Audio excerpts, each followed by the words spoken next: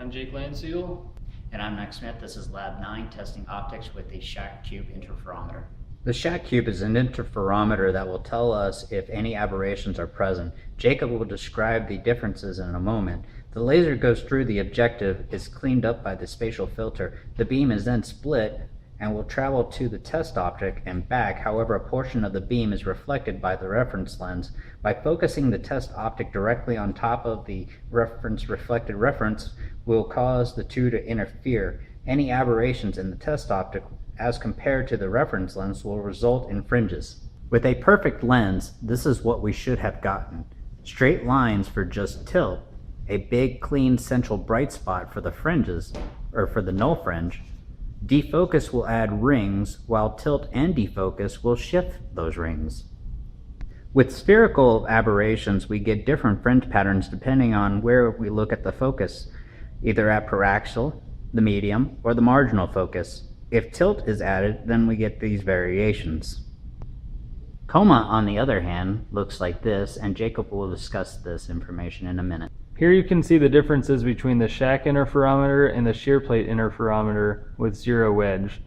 For defocus, there's a pretty big difference, and actually the defocus for the shear plate interferometer looks like the tilt in the Shack interferometer. Tilt doesn't really affect the shear plate interferometer, but that's not the same for the Shack. As you can see, the spherical aberration for the shear plate interferometer looks almost exactly like the coma for the Shack interferometer. And over here you can even see the effects of combining coma with defocus and spherical aberration. Here is our null fringe for the test lens. Note that it is not exactly null. This would be because of the difficulty due to the tip and tilt being so sensitive that even if you touch it, it will move.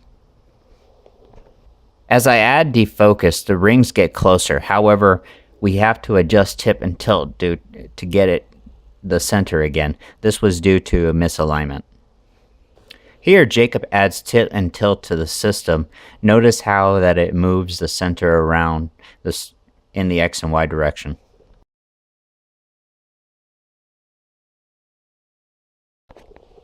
In this test, we add defocus and tip and tilt, which again changes the size of the rings and where they're located.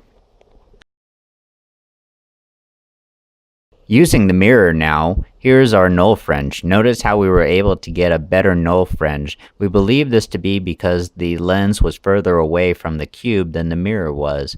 With the longer distance, the sensitivity in the tit and tilt was much higher. Now we add tit and tilt.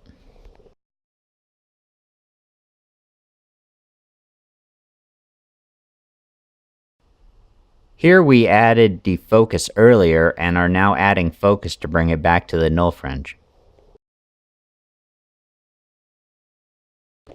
In this last one, we added defocus and tip and tilt. Starting with the normalized X and Y positions, we will then count the bright fringe patterns and record both axes.